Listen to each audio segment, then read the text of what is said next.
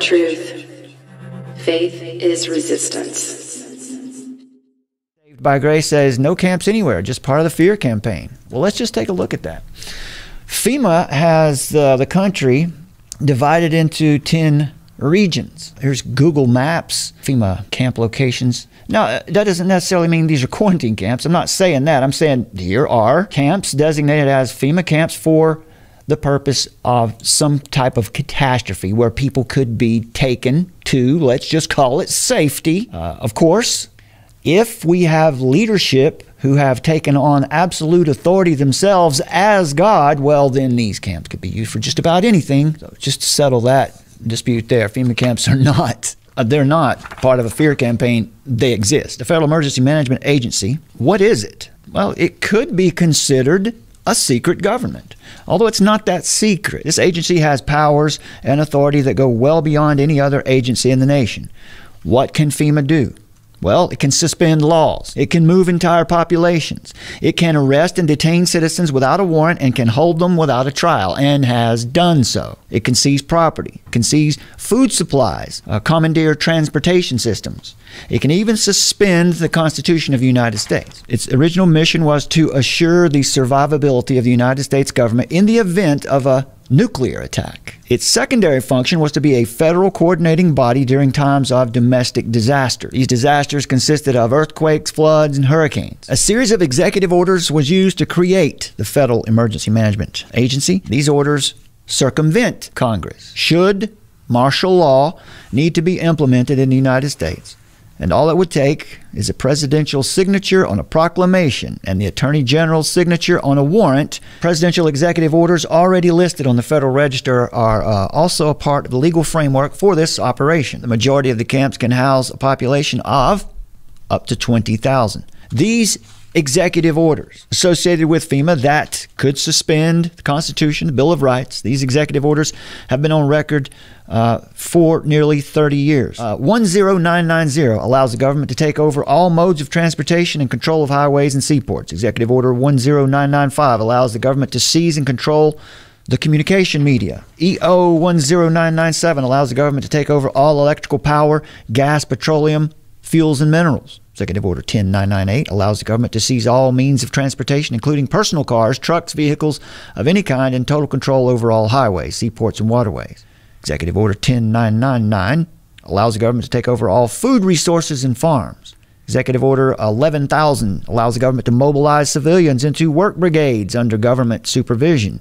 Executive Order 11001 allows the government to take over all health, education, and welfare functions. Executive Order 11002 designates the Postmaster General to operate a national registration of all persons. Executive Order 11003 allows the government to take over all airports and aircraft, including commercial aircraft. 11051 specifies the responsibility of the Office of Emergency Planning and gives authorization to put all executive orders into effect in times of increased international tensions and economic or financial crisis, which can certainly be created very easily these days. 1950, Defense Production Act gives the president sweeping powers over all aspects of the economy.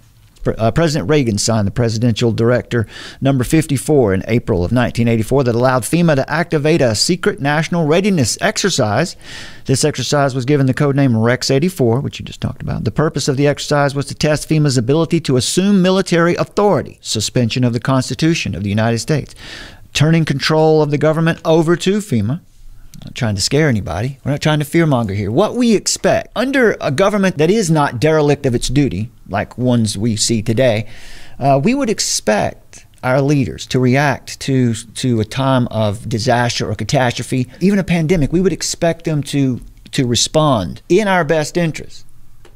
But it's up to us to determine whether or not they're telling us the truth about said catastrophe, said disaster, or said pandemic.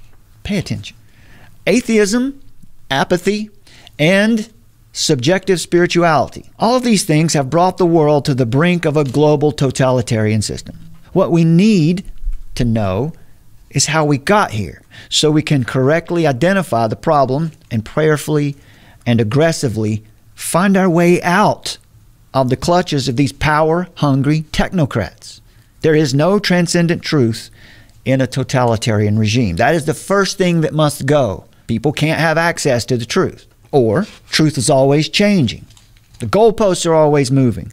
Today, all over the world, we see what happens when masses embrace human achievement. And worst of all, when masses assign absolute power to their governments. Relativism, there is no absolute truth. What does that lead to? It leads to where we are, facing down a totalitarian gun barrel. Even in America, the number of people who now subscribe to a religion is dropping dramatically, and the number who say they have no religion is now about 25%. That's a lot. And yet, politically, that group, the nuns, the no beliefs, have no lobby. They have no pressure group. Religion is dying and Richard's happy. I would suggest to you that the decline in adherence to biblical Christianity has not been a good thing for the U.S. or the world.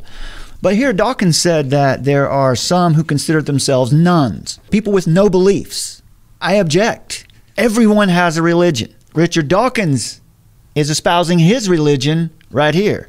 You're either worshiping something outside yourself or you're worshiping yourself, but nobody is religionless. How have we ended up here in this situation where seems like the masses in the world can just be moved back and moved around pretty easily with fear? They think that you've got to have a belief in some kind of higher power in order to be moral. But if you don't believe in a higher power, you must be immoral. Wrong. Christians do not believe that atheists cannot be moral. That's never been the claim. We're saying that you cannot ground your morality in anything objective. Then your morality is constantly up for grabs, and you can see we might get something like we have here today.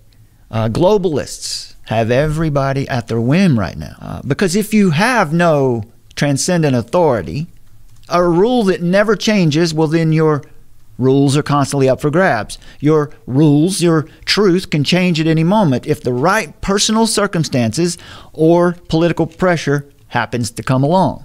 The reason it's important for leaders to follow the law of God is precisely for the reason that we're seeing occur today.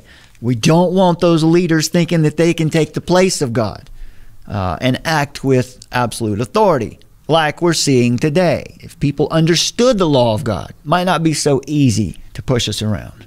So I hope Richard here and Joe are very happy with their flawed secularist paradigm, because we now see the results of their way of thinking. It's more than obvious who their God is. Their God is power. Their God is mammon, and they serve it. The moral values of any particular century are markedly different from those of other centuries, even decades. In the 21st century, we here now have moral values which are really significantly different from 100 years ago, or 200 years ago, or 300 years ago. Of course they are. That's not a very helpful statement. But why are they different? Dawkins is absolutely right. The morals of the next century after this one could be entirely different from this one. And the path we're on now.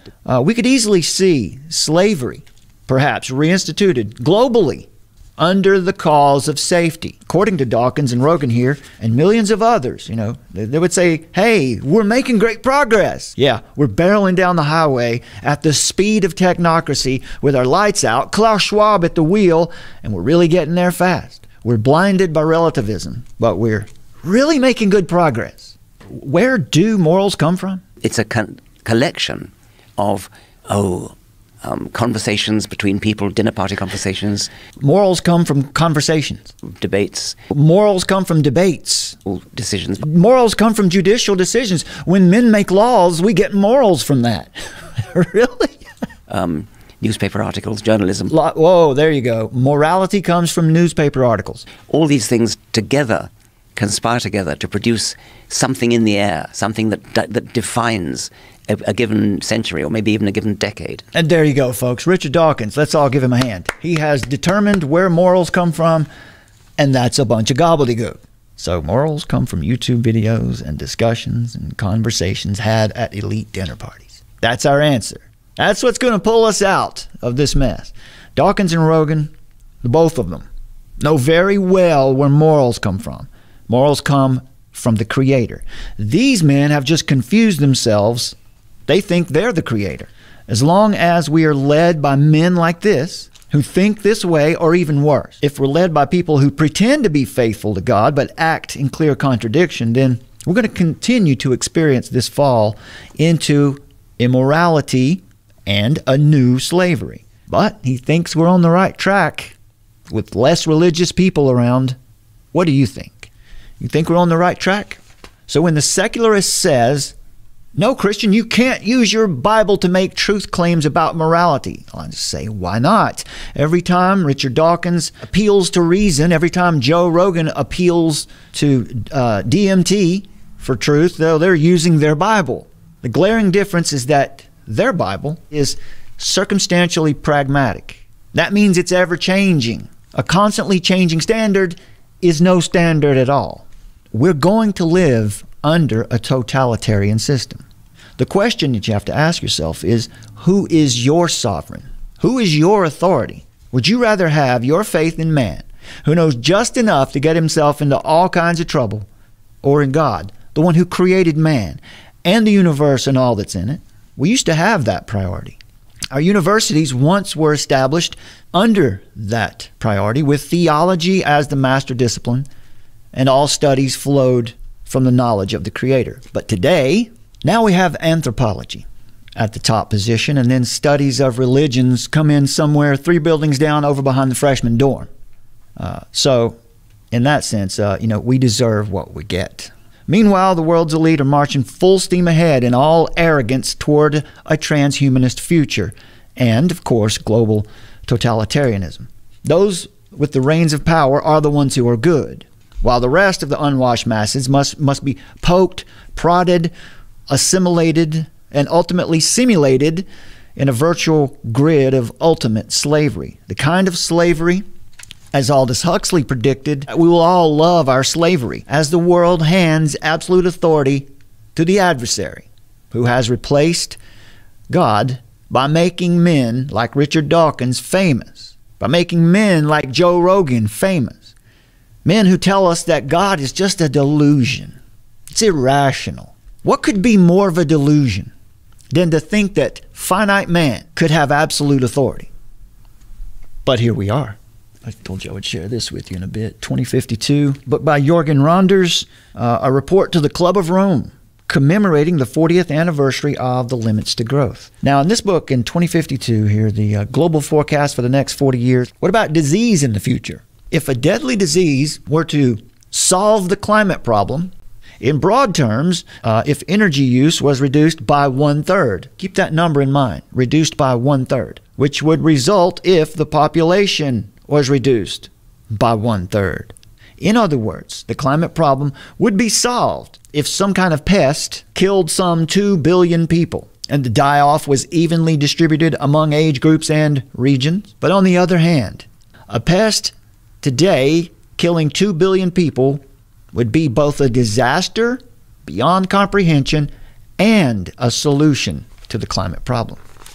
That's from the think tank that advises these people who pull the strings. Armor of truth. Faith is resistance.